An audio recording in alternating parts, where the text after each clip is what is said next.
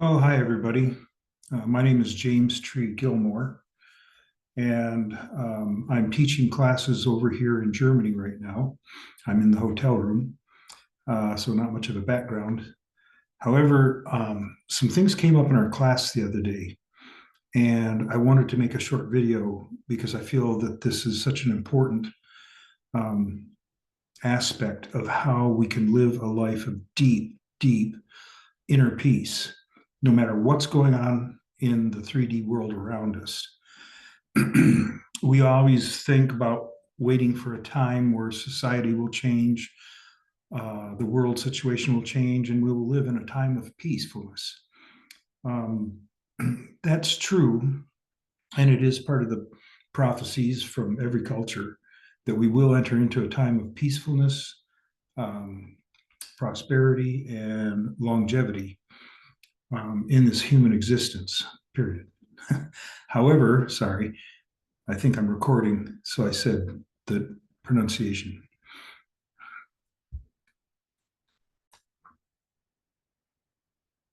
But in actuality, what we need to do right now is learn how to have deep, deep inner peace within ourselves that actually radiates out into the 3D world around us and helps create the peaceful life we want to live. In the Cherokee language, there's a word called tohidu. Tohidu. It means full or prosperous peace. And with it comes personal power. You don't have to uh, adopt a spiritual religion or anything like that and change the way you are experiencing the world. As far as what you what we what you need to do is to change your perspective of your world around you. And when you change your perspective, you change the reality that you experience.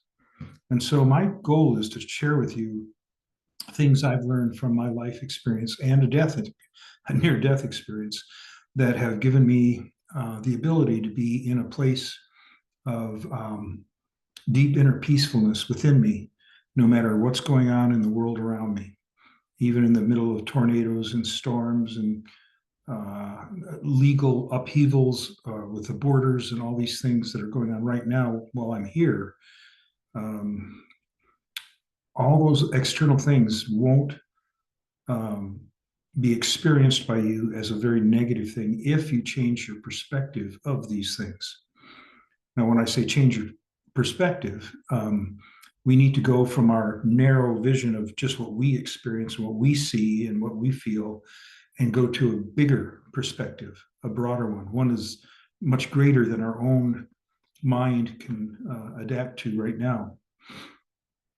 I call it the big picture or the picture of the great divine, whatever that is.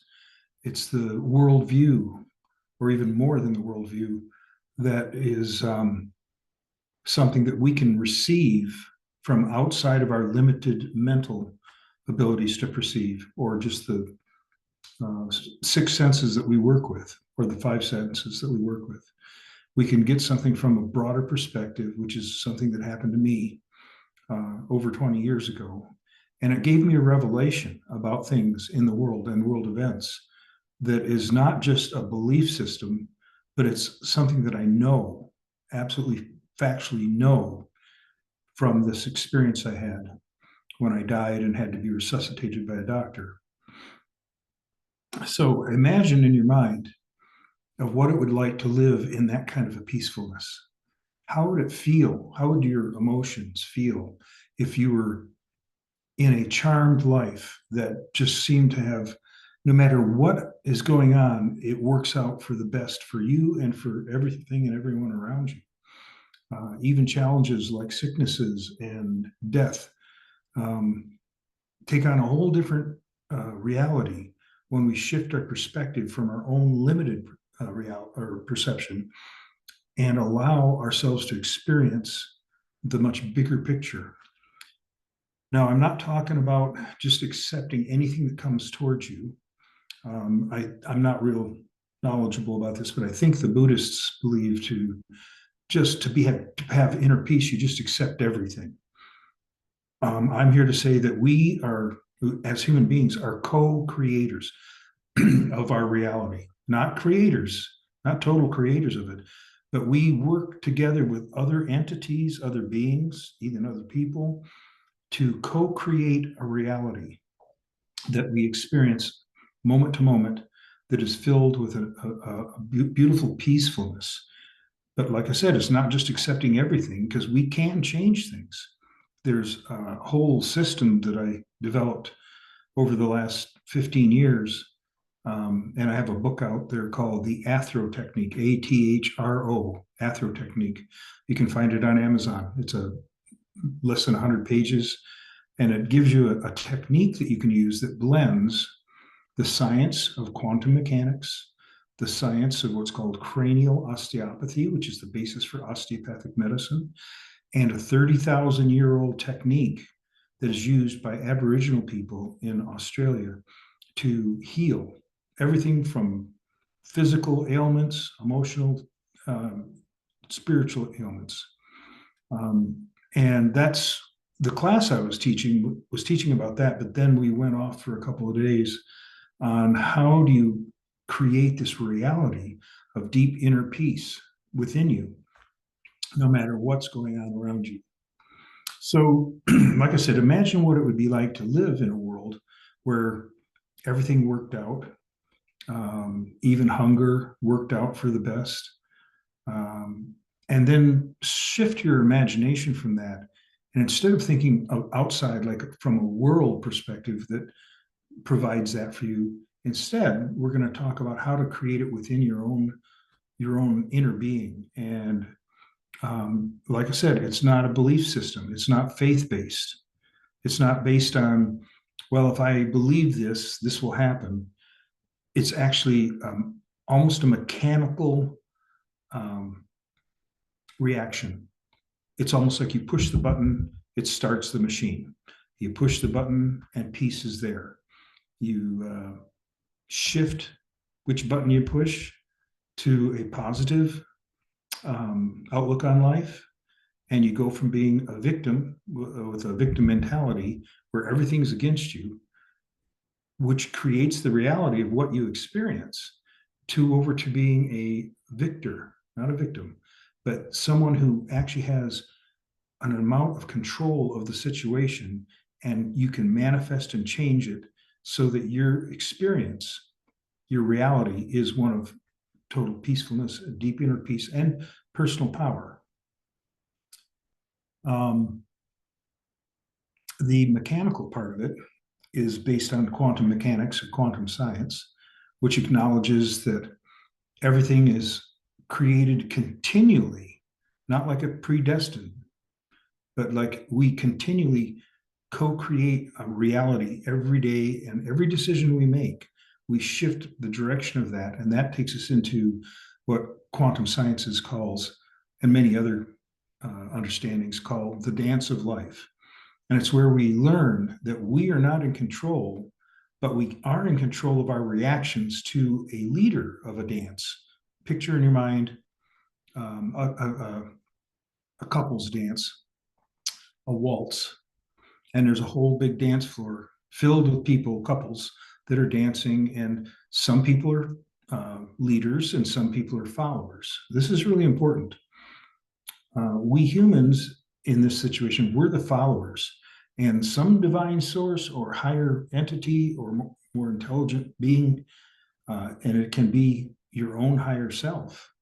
It doesn't have to be something separate from you. As a matter of fact, it's better if you understand that it's your own higher self that dwells in the next dimension, a place that quantum science calls hyperspace. We physically live there and dwell there, and we can interact with our dwelling here in this physical body and experience everything that's going on. And our higher self can give us directions on which way to move and how to avoid running into other dancers. And what happens is the result of that is that you end up in this beautiful, semi-orchestrated, but always changing according to our decisions, dance of life, where we move through the life patterns and life experiences. And because we're getting directions on where to turn, where to spin, where to go backwards. And we don't have to see the obstacle that we might be running into. We just trust our own higher self, our own higher being. Call it whatever you want. It doesn't matter what you call it. It is real and it does exist, and it is you in a nutshell. So, how do I know these things? Well, I've learned them from experience, but also I had an experience that gave me a revelation that everything is under control. Everything, the craziness in the world, war, famines, plagues, earthquakes, all the big bad stuff that we hear about all the time, or it's predicted will happen in a certain time. All of that came to me as a revelation that it's all under control of something or someone or something, some being that is basically all powerful and all loving. And I had that revelation because I died. I was bitten 5 times by a black widow spider right at the base of the head.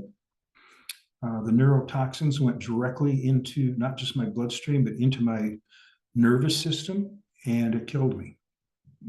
I died from what they call anaphylactic shock, and I was laying on a floor for a really long time. As a matter of fact, when the doctor started to work on me, she said that my body was completely gray. That means there's no oxygen left. And she was worried about resuscitating me because she thought I would be brain dead. But she did, thankfully, and it brought me back. And I will share a little bit about that experience, but more importantly, I'll share the revelations I had, because it forms everything. As far as once you realize that everything is under control, there is a plan, and that control is able to moderate and vacillate according to what we're thinking and doing. So it kind of meets us every step of the way to help bring us into this place of deep inner peace. So I'll just share a short story. I was raising my daughter at the time on my own, and she was, I don't know, 12, 13 years old. And there was nobody really helping or taking care of her. It was just me. And I worked very, very hard on a very stressful job, but I was becoming the best biomedical engineer I could possibly be in this job. That was my priority. When I died, I basically woke up in this beautiful forest, and there was a lot of things about it. It was ancient, very ancient, giant trees. And there was a little old man standing there when I woke up. And I said, well, where am I? And he said, so he didn't speak out loud, and I didn't either. We thought back and forth telepathically. He said, well, you're not where you used to be. And then all of a sudden I thought about it. I said, am I dead? And he said, that's what some people call it. And then we began to walk through the forest. And all of a sudden I remembered my young daughter was home alone without anybody to help her. Yes, there were family relatives that would have stepped in eventually, but at that point, I was so engaged in raising her myself and trying to be a good dad. But I was thinking, to be a good dad, I had to be a really good engineer in my job to make money to take care of her. And I suddenly realized that she was alone and I was gone. And I thought, oh my gosh, to the old man, what's going to happen to Kate? What's going to happen to my daughter? And he thought back to me. He says, your death at this time is the perfect plan for your daughter's happiness. And when he said it, suddenly I knew he was right.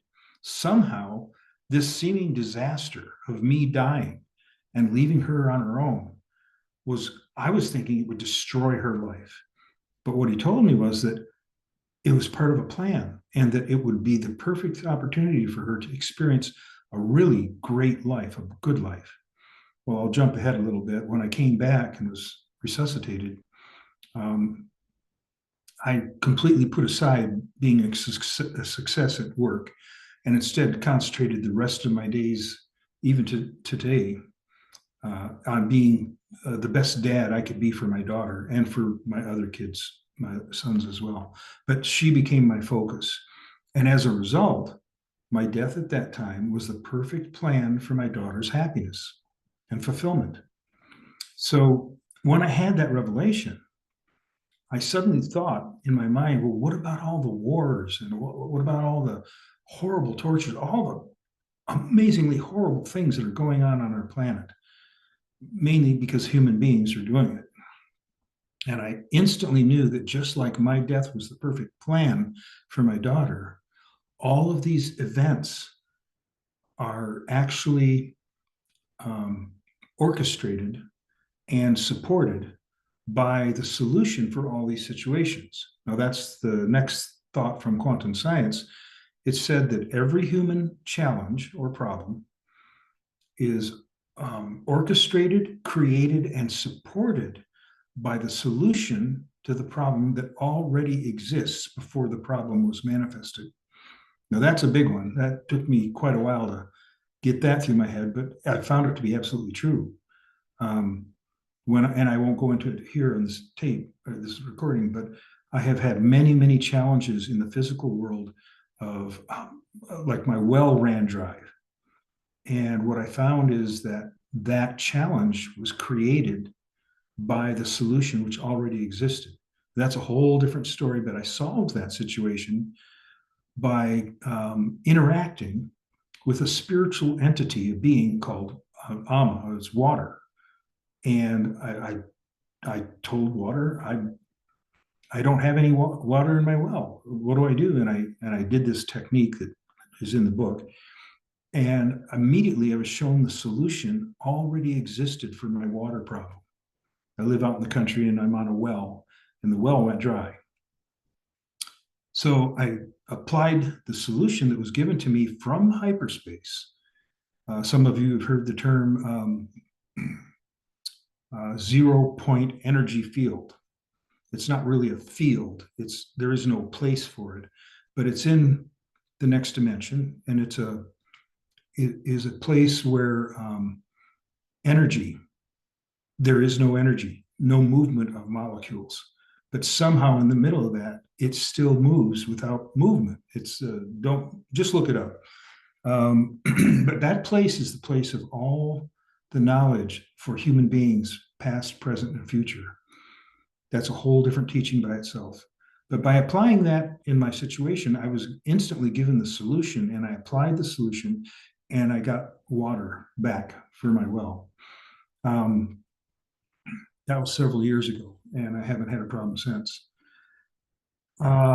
So anyhow, the other things that I learned from the near-death experience was that it was not my time to die. And the old man, the elder, and a few other elders gathered around me in a village. And it was just as real as this table. I mean, physically, it was solid. Everything was real. It wasn't just some mystical thing. And I noticed that all the people in the village wouldn't look at me. They turned their heads when I walked through the village. And I asked the elder, what is the problem? Why won't anybody look at me? And he told me, if anybody acknowledges you from the village, then you have to stay and live your life here. But it's not time, and we're going to send you back. And so they did some stuff and sent me back, and I wake up in my body, and the doctor's working on me. And there were some other funny things that happened. I will say that it took me over 2 years to physically recover from the neurotoxins of the spider. But that was all part of a learning experience. So that brings me to the next point. And not only is everything under control and that we can co-create the reality by involving ourselves in certain ways with these other spiritual entities that are living beings that you can communicate with, like the spirit of water, and get an interaction back and forth. But that brings me to the point that there are purposes for everything. And the purpose of me running out of water was to teach me something really important.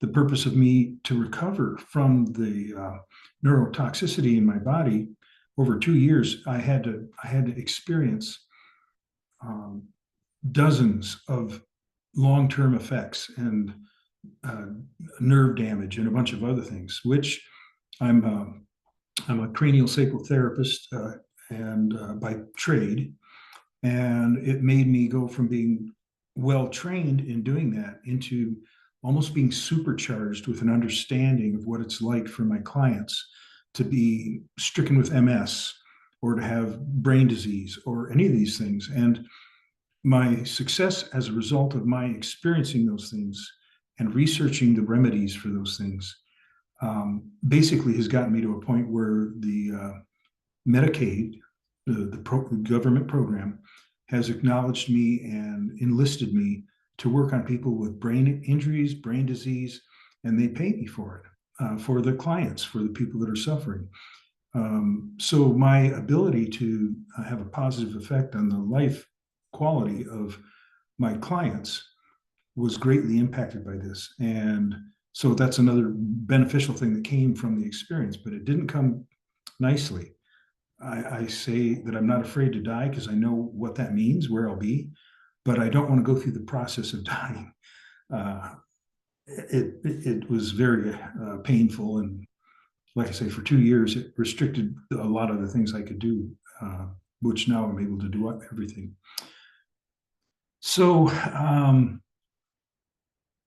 when we're looking at these crazy things going on around us, even if they look really negative, they actually have a purpose. I use Fukushima as the accident there, the nuclear accident, as an example. There is a continuing purpose of that accident, and it's been generated by the solution which already exists for it. But that's more advanced. We won't get into that. What I'm trying to talk to you now is how to live in deep inner peace, no matter what's going on in your life around you. It's nice that I paid the price and died and had the revelation of all this when I was dead and then brought back, because you don't have to go through that. I'm here to help you, give you information that if you think on it and apply it and maybe even project it out there, the thing is, it's not you that is responsible to do all this stuff to get the revelation. It's the responsibility of the next dimension or the spiritual realm or whatever the beings are that help you, guardian angels, whatever. They will give you the revelation, and you don't have to go through a near-death experience.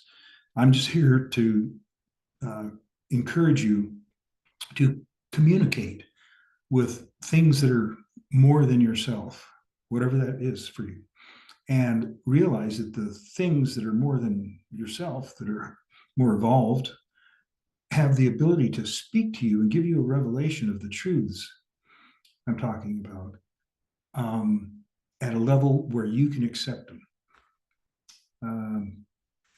That takes a lot of the burden off of us trying to always, I've got to be able to hear the voice of God or whatever. No, if there's a God or whatever God is, it's definitely more mature than we are, and therefore can communicate with us on a level that we can understand. In other words, speaking our own language to us.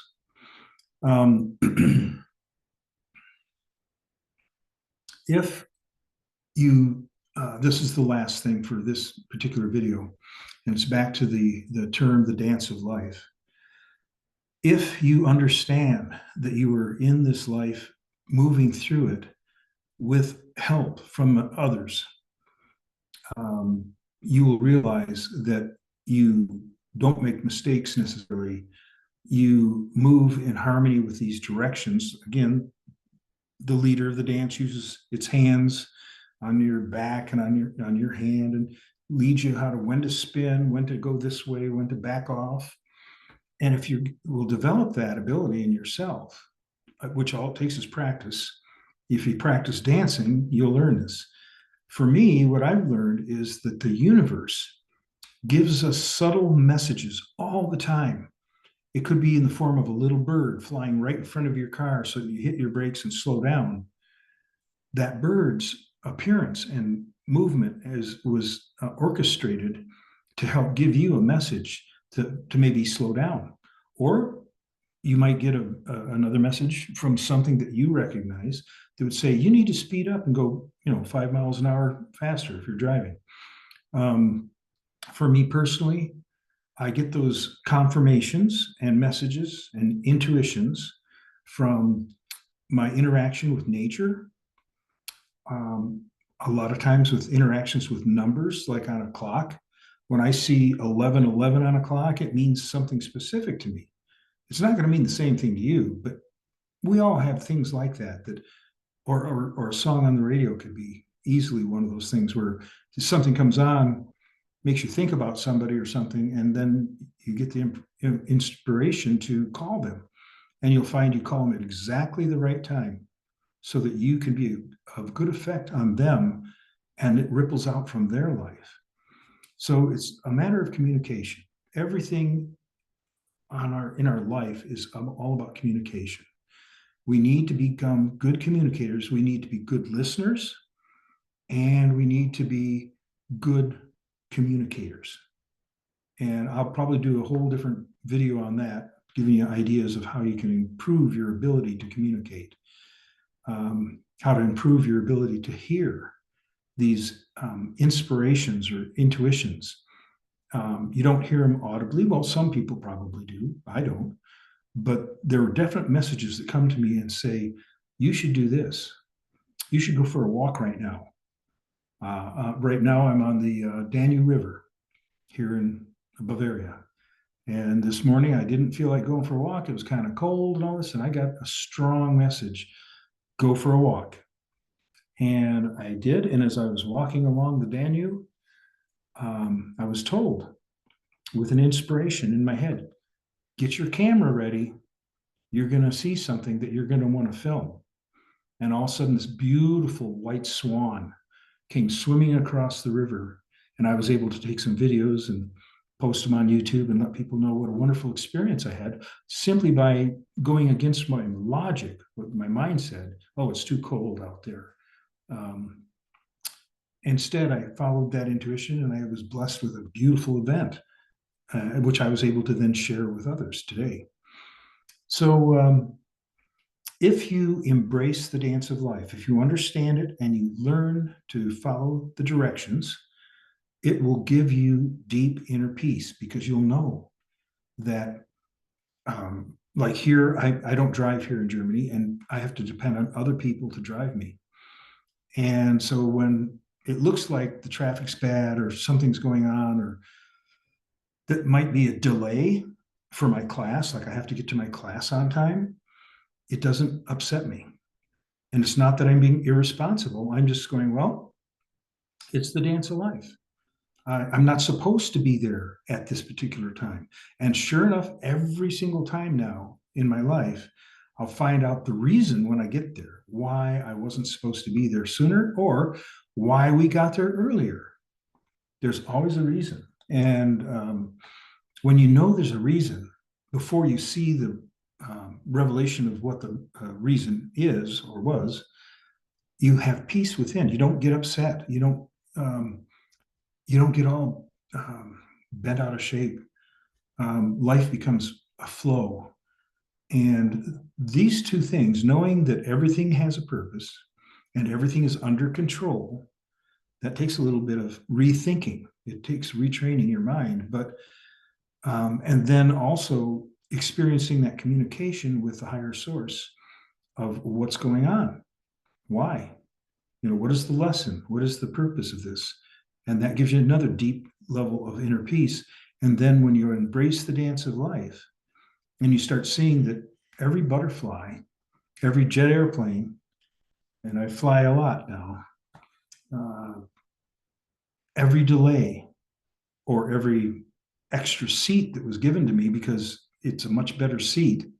It's amazing how following the dance of life will actually put you in exactly the right place at the right time so that you can say and do the right thing in harmony with your, I call it my counsel, my spiritual helpers, the angels, the creator, that we all work together as a team to be of good effect on all we encounter in every realm and every dimension. So that's it for now. I hope this has been helpful.